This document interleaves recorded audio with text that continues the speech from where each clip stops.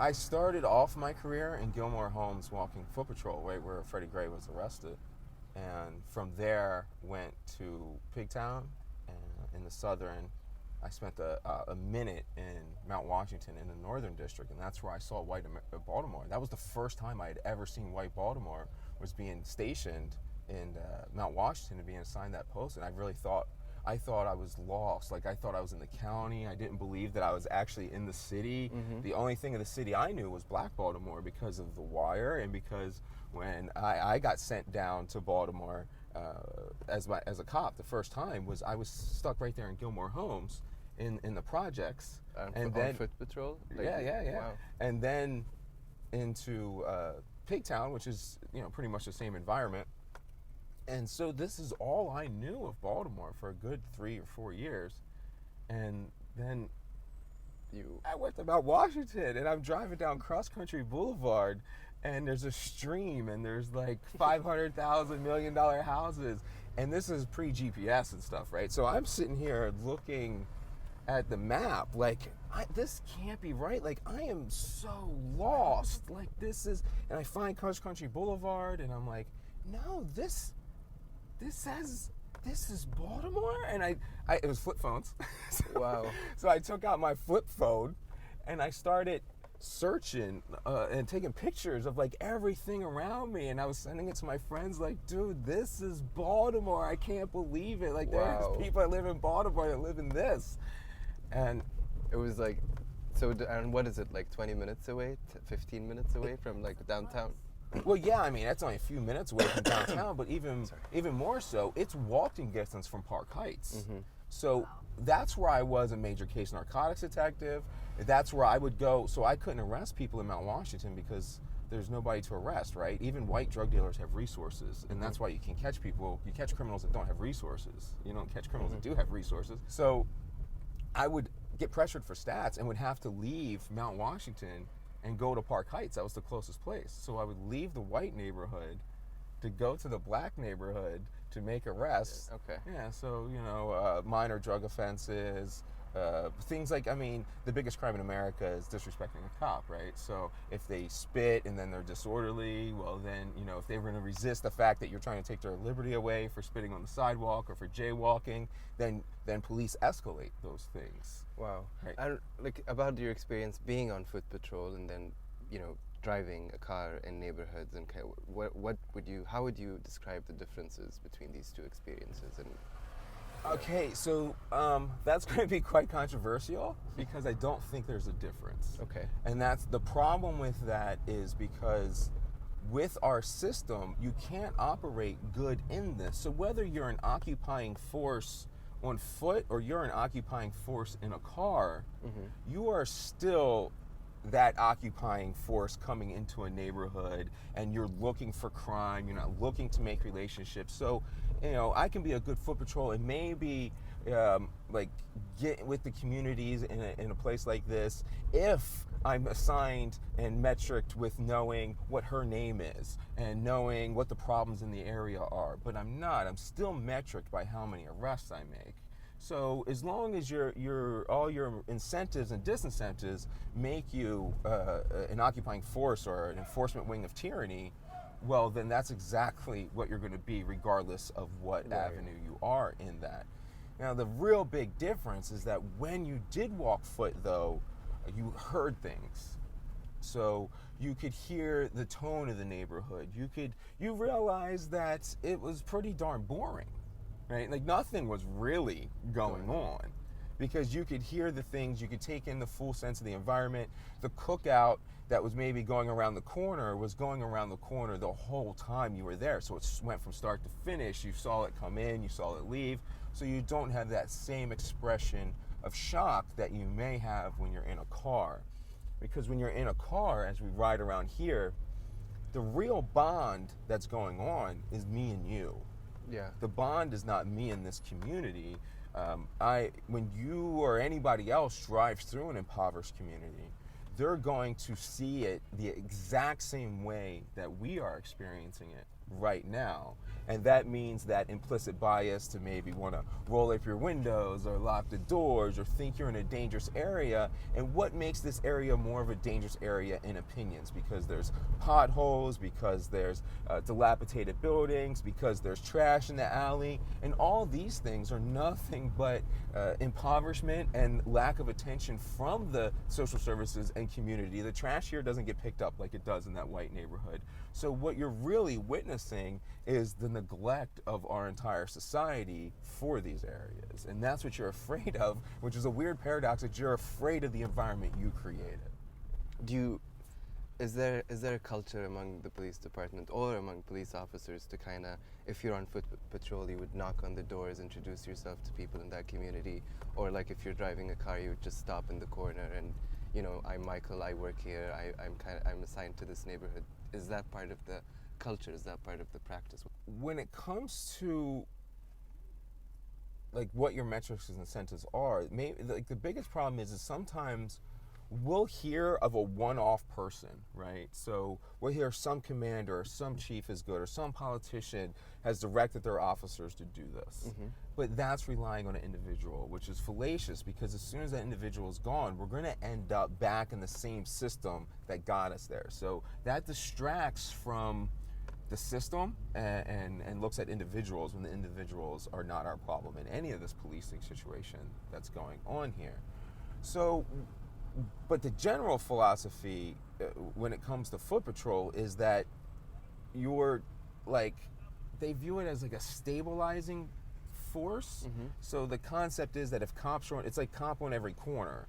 So if there's a cop on every corner, which is what people take as a success from New York, because they have enough money, they can put a cop on every corner, so people think that's a legitimate thing, and then they say, oh, well, we had to try that here in Baltimore, how do we do that? Well, community policing, cops on foot, and then you just end up with cops spread out, not talking to anybody, still in their own club, because it's not actual community policing. It's just a facade and a cover to like give people what they think they want to hear, but isn't actually substantial. Mm-hmm. So while you may drive through your neighborhood and look and think that the cop on the corner means safety, but if the cop on the corner is executing a system of occupation and is looking to arrest one of your children for a minor offense, well then that cop's presence is empirically harmful to that mm-hmm. neighborhood. So we have a delusion of safety that is actually endangering the thing. It's like police in schools. Police have no business in schools. So that's why you end up in schools that have cops. Well, you end up with a lot of kids that get arrested. No kidding, because you have cops there and they're kids. So if you don't put cops, we've seen studies where it doesn't matter the crime element, it matters the racial makeup where they actually put cops in schools. So if you put the cops in schools and they make arrests, and you don't put them in white schools and they don't make arrests, well, you can see how the whole system just gets fallacious data and it creates the situation as such. So if we think that cop means safety, but that cop actually means continuing the conditions of marginalization and oppression, well then we're being lulled into a sense of security by the government wings. So let's talk about this neighborhood. You know, you were assigned in East Baltimore. Mm-hmm. You can see the vacant homes. You can see, you know, it's kind of a food desert. There's no access to groceries or food or anything. Tell me about the conditions of these neighborhoods in your experience being here. When I came here, I think a different perspective on this neighborhood helped me, because I had come straight from here from being promoted. So I didn't have a choice but to come to the Eastern District. That's just where they end up putting me. And I had come from being promoted as a major case narcotics detective. And so I was used to looking at high crime offenses, big drug dealers, like felony federal case things. Mm-hmm. So I get promoted out of there, which means I'm really far away from patrol, by the way. I've so much lost my ability to even communicate on the streets, because I've been this secret observer the whole time, you know? So I've kind of even lost touch of what being a cop means, being in that environment. So I come here, and the first thing that you see is just poverty and no real crimes. Like, there's not guns popping off and fights and yelling It's these minor offenses. So when I came here, the whole pressure was, especially being in the Eastern District, which kind of prides itself on enforcement. So both the Eastern and the Western, who are considered the high crime, high drug areas, they both kind of do this challenge of who can be the best policing, and best policing means who can lock up the most people, who gets the most citation, who makes the best drug arrest. And like, even as we're walking now, this is a little sidetrack, but as the shop is running, you can see this drug shop operating right now. That was a drug deal right there. The drug dealing isn't as it's portrayed, right? So that was a couple of people walking down the street, not bothering anybody. If you hear a AO, that just means that they have a shop open, they see a white kid. If I want to buy drugs from them, then that offer has been made. And if I don't, we go about our day like nothing happened. What if you were in a police car and you saw that same exact? What happens? So that depends on who we're talking about. I think a majority of cops are afraid and unskilled, so they will just try and disrupt it in whichever way they can. So maybe they'll get out of the car, maybe they'll just park there, put their lights on or something like that. Being a drug cop trying to get arrested, I would have driven by like I didn't see him and was played dumb and then went and tried to hide somewhere. So that would have been as enforcing the drug war, which I wouldn't do now. I understand it. But in this, where you see this minor crime and priding yourself on enforcement, I viewed myself, I think we said this before, coming from the military especially, being a middle manager, my job was to protect my officers from the stupid things command did. And so to appease them, I had to get these numbers that they liked so much. But my officers were bringing in things like this guy right here in his 60s or 70s drinking a beer on his own front steps. And so coming from a major case narcotics detective, like that concept that we would arrest somebody for such a thing, I couldn't grasp. Yeah. And it was like, I don't understand why we would do that. Like, being a drug detective, that guy's my in. That's my friend. He knows what's going around in the neighborhood. That's who I need to, if he needs a beer, I need to actually ask him if he needs $5, needs another beer or something like that. I need him to enjoy his day and be his friend. But we were creating that guy to be our enemy day in and day out as we persisted in our events. So my solution to that was to focus my guys on dealing with drug work, because that's really what they wanted, was drug work. They want to get you to arrest as many felony drug dealers as possible. They think that's the solution. And so you keep getting pressured to do that. And if I could take all these guys out coming from a major case narcotics detective, I could teach these guys and girls to do narcotics, and then that would help us. So we ended up doing that. We ended up leading the city, arresting as many people as we could from this neighborhood for those drug offenses that we just watched, take place.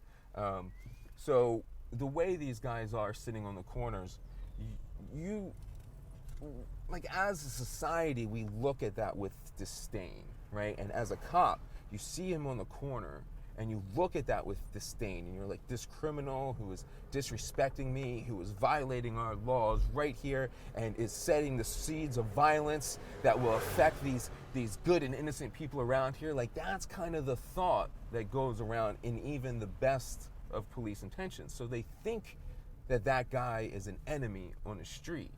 We don't see the complete picture, because that guy that's on the corner, he's on that corner because he only lives right down the street. That's as far as he can go. So that's somebody's kid, that's somebody's uncle, somebody's nephew that is on that corner. And yeah, the violence comes with it, but the solution there isn't to continue to put that individual in a prison cell or to get police attention. The solution there is to figure out why they have to be on that corner. They do not want to be on that corner. They don't look happy at 5 o'clock in the morning when it's freezing cold outside so they can make $1 off of each vial that they sell of crack. Like, nobody wants to do that. You do that because you have no other choice and no other options. And when you're here, that makes that a hell of a lot more clear. Like, so when you get on that ground level and you see the whole district like this, and you see it with Hopkins behind it, where there's all this money, all this influence, all this gentrification, and investment from even the city, like the taxes aren't paid. And so the city cares about that neighborhood. But just right here, no one cares about it, and there's no resources for the people that live here to try and make it so it doesn't look like this, so that it does look like Hopkins, but everyone is just abandoning them here. And that's kind of the feeling that I got being around here. And when I got here as a cop, as a sergeant, I felt my officers were afraid. Like this, Afraid of the neighborhood. right? Yeah. The Eastern was like this is the neighborhood of the wire, though, right? So so this is what people get in their head. This is what white America and suburbia has in its head. This is what it looks like physically. But being a narcotics detective again, I knew that these neighborhoods weren't unsafe like that. So I would walk around trying to catch drug dealers by wearing a wife beater with my tattoos out and shorts and not having a gun on me, and would walk around, but like nothing would happen to me, and the vast majority of people would be nice. So I realized that it didn't look like that, and these guys were afraid of things they shouldn't be afraid of. So sometimes I would take them out and we would go in plain clothes and just walk around the neighborhood like this. And so that's that advantage of when you walk around and you're not the cop changing the environment, right? So what is it with is it the Higgs boson that started to do that, where we started to see that our observations actually influence the environment? So whenever our presence is observing, we change the conditions.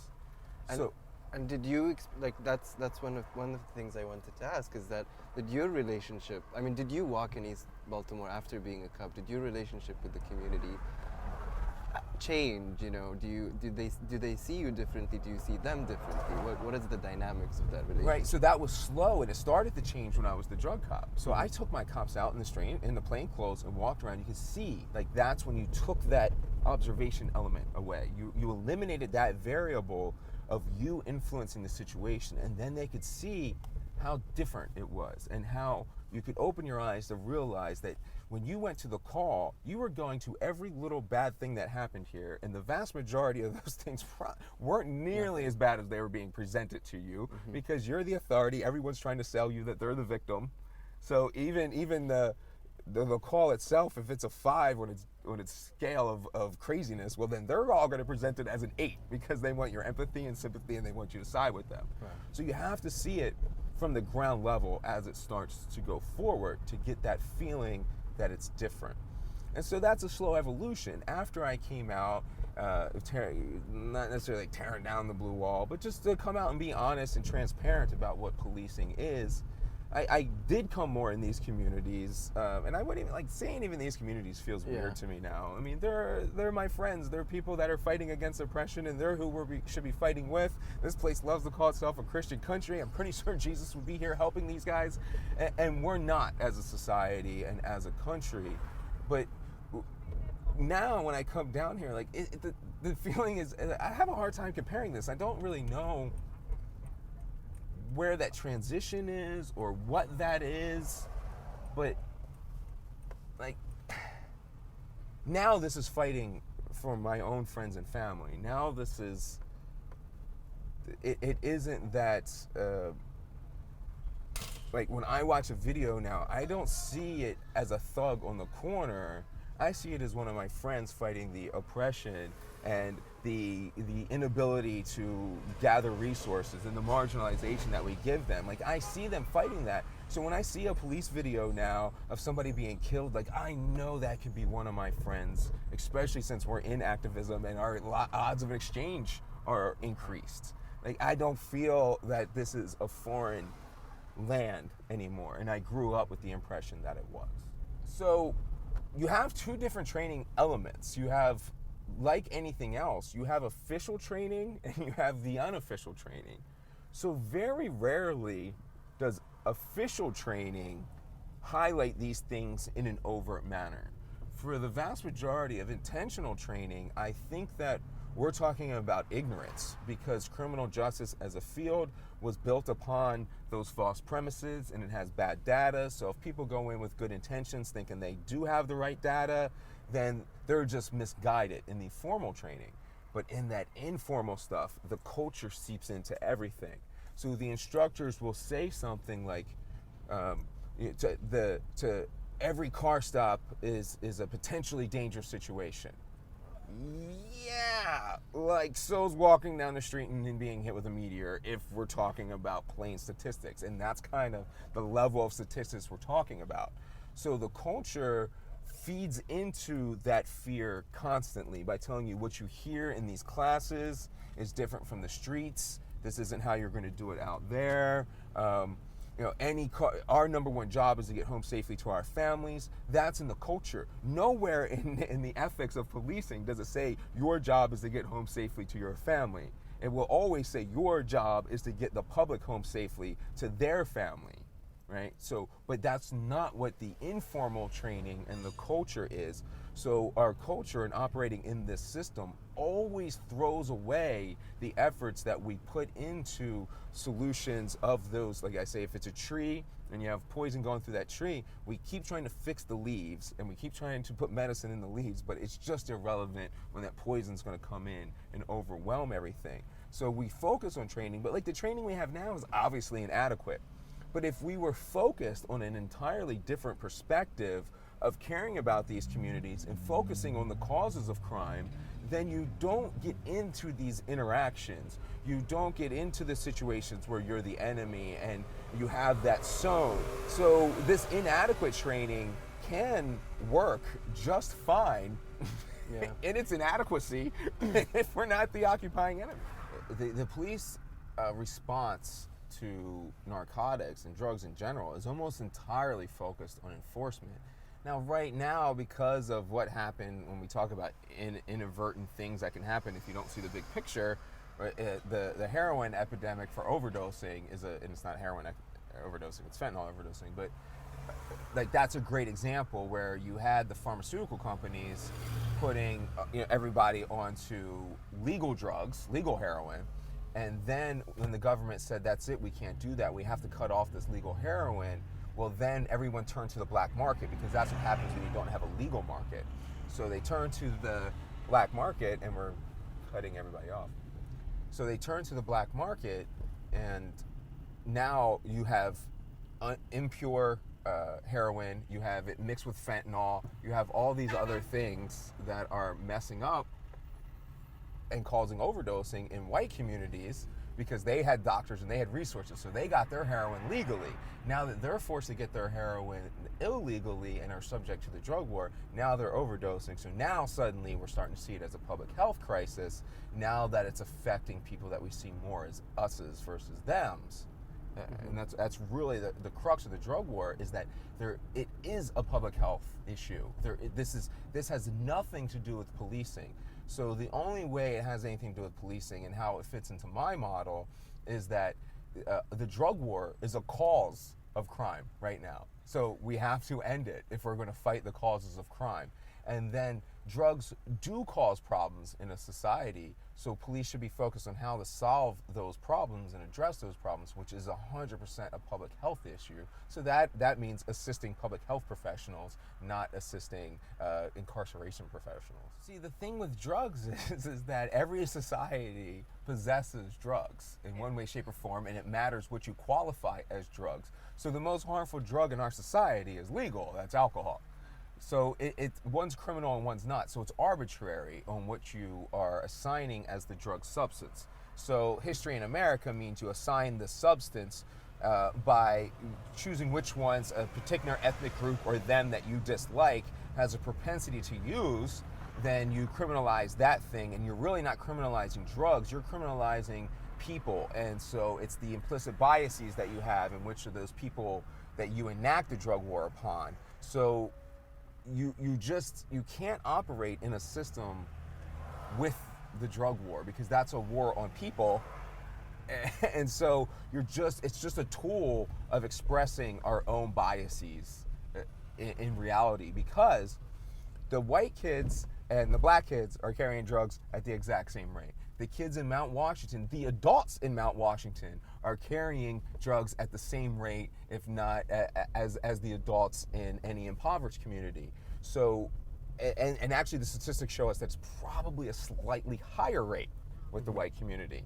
So we're not actually looking and criminalizing drugs. That's how we know without a doubt we're criminalizing people in that entire aspect. The justice report here showed like a 40% hit rate on stop and frisk for white males, but like a less than 1% hit rate for stop and frisk on black males. So if you even followed your own darn evidence, you would see that looking at that you're criminalizing the individual and not the drug.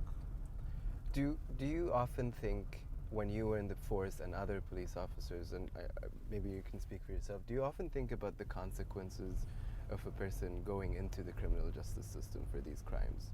What actually happens? Is that part of the process when you make those arrests, or when these things happen? Is it talked about?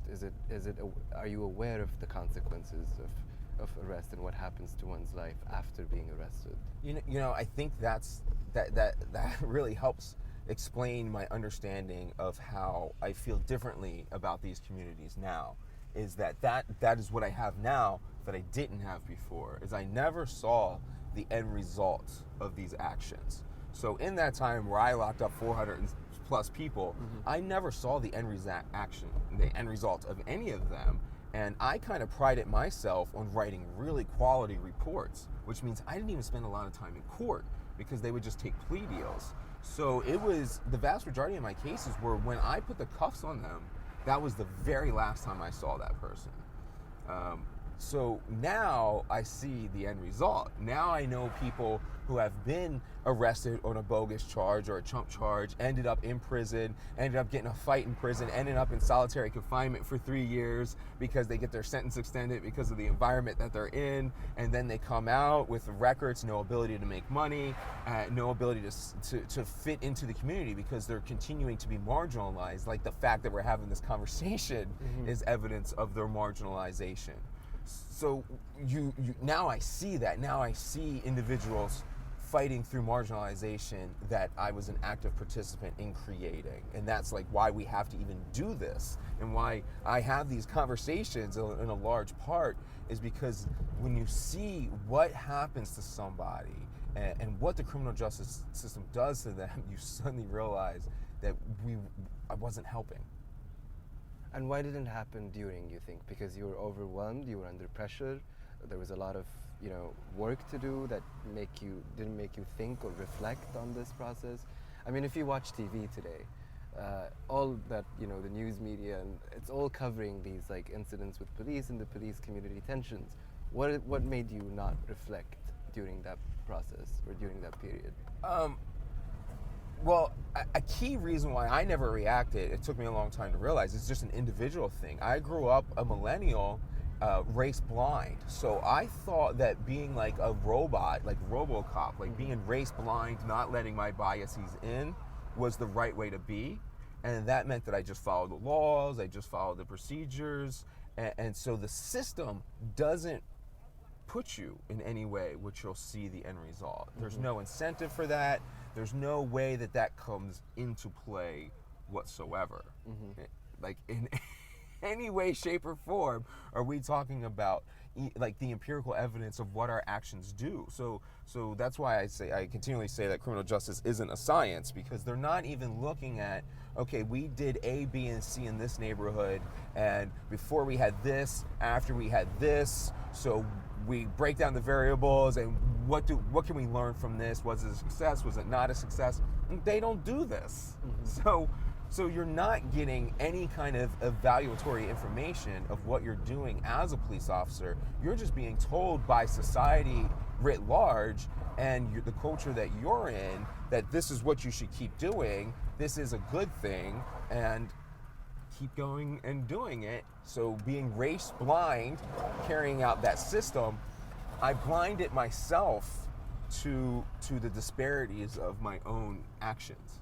So if I just kept saying I was only going to lock up people that were, I could see were selling drugs or were legitimately committed a criminal offense, But the whole system and being pushed into those areas, being pushed into the stats and the measurements of it takes too long to catch white drug dealers because they have resources. So I can quickly get an arrest getting a drug dealer that doesn't have resources. Those things all play in, and you don't see your racist actions because I was trying to be race blind. So as long as so now I have like the opposite reaction. I don't care that the cops who work for me are racist. I care that their actions are not. And because what I was is the exemplification of not having a racist thought, but being full of racist actions. And there's a line. What is to you? We've had this question asked to many of our speakers. What is racism to you? How would you define racism? So we have to approach that like intellectually and then culturally. Okay. Because intellectually, race is not a thing. It's merely a matter of perception. It is entirely in the eye of the beholder and not in the person that is supposedly even possessing this thing. Yeah. So it's like people are walking around and that lady has a pen in her pocket and we're calling it a crown, but she's like, no, it's a pen. And we're like, no, it's totally a crown. So and it's enforcing that. Right, yeah. And reinforcing it. So it's not actually a thing. Mm-hmm. So what is racism to me? It's allowing yourself to remain ignorant of the biases you have based upon your perceptions. Wow, that's very profound. I think that's the only. That's the only allowing way I yourself to be ignorant to the biases that you have and perceive. Right. Okay. And like, so that comes into a lot of avenues. I mean, it's hard for people to grasp that what we see is a literal reconstruction. It is virtual reality. Our eyes are not windows. They are a fabricated virtual reality that our mind creates. So when you kind of understand that everything you perceive is perception. So when the Terrence McCutcheon shooting, that female officer, I can't remember her name, she's going to say she was afraid, right? But if we're not letting ourselves see her perceptions either. So with it just being a matter of perception, to her in that moment, like fear awfulizes things. It makes things, everything that you have, you think it's worse than it actually is. And since our minds are a reconstruction of virtual reality, then she can be seeing that Terrence McCutcheon as bigger, as more violent, as scarier. She can see him demonically because fear distorts our perceptions, and we paint our perceptions in our imaginations. It's not a painting. It is an entirely imaginary reconstruction. So when you're in that case, what you do is any matter of comfort is preferred over uncertainty, right? So if you perceive everything as a threat and being fearful, so if she sees Terrence McCutcheon as being this fearful thing that her racism has taught her entire life, though she's unaware of it, she can literally see him as being more fearful and resort to her body's perception that the best result of this situation right now is something that I know the end result of, and eliminates this uncertainty, and pulling the trigger is a known end result, right? So the taser isn't certain. The pepper spray isn't certain. Fighting him isn't certain. But you start unloading that weapon, you've eliminated that uncertainty, and you've eliminated that awfulization you've done to your perceptions. And that's a Mike Wood rant that may not make any goddamn sense. No, that's good. I mean, pulling the trigger is something, we've been seeing all over media. We've been seeing police officers pulling the trigger exactly as you're saying. And, I don't know, you're alluding that fear governs a lot of these actions. Fear of the unknown, the uncertainty. Policing is a microcosm of the rest of us. Yeah. We are all guided by this fundamental element of fear, right? So, I mean, we all say fight, flight, but it's not fight or flight. Fight, flight, or freeze. Which, you'll see plenty of but people there is freeze. fear. There is a lot of fear. It is. And part of it is these officers stepping into communities and neighborhoods like this that they're not very familiar with, right? And we talked about this earlier. But to just have a final question, you have a police culture that measures success based on arrests. You have officers who don't live in these neighborhoods and don't interact with community members. You have a leadership that's kind of oblivious to what's going on the ground and not very familiar with the I situation. don't know if they're oblivious. They're not, you think? Yeah, I mean, Do they know the situation? Like Kwame Rose said to me a long time and said it over and over again, and then I've heard it in older writings too, and I didn't conceptualize it. The system's acting exactly as it was intended to act, and they are executing the system exactly as they've been taught to execute it. So I don't buy their ignorance. Okay. So it's institutionalized as intentionally. So where do you presented your policing model that we talked about, but you know, as public health professionals, we always love this question, where do I begin? You know, where do I start?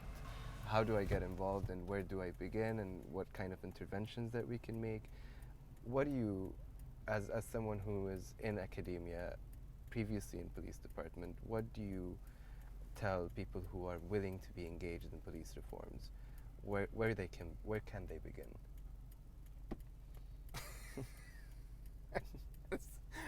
That's the hardest question in the world. I mean, you started somewhere, right? Yeah, but I think it's so you were simple. away, yeah. So the thing is it's so simple. You just have to step up and do something. So that's like I don't know, maybe it's like bleeding my moral philosophies into it, but it's like doing the wrong thing. It's like sometimes better than nothing at all as well. And being silent is like, sometimes doing the wrong thing. Right, because you learn. So like if we can try new things and at least learn that they didn't work, then we have progressed. But we're gripped by fear and won't do these things that we know will work. Like with my model of how we do this, it's backed in the literature. It's backed in how businesses operate. I don't get into any room where I don't sell it and everybody understands what we're talking about and wants to do it. So the only thing that again stops us is this fear of change and the unknown. So if we fear it,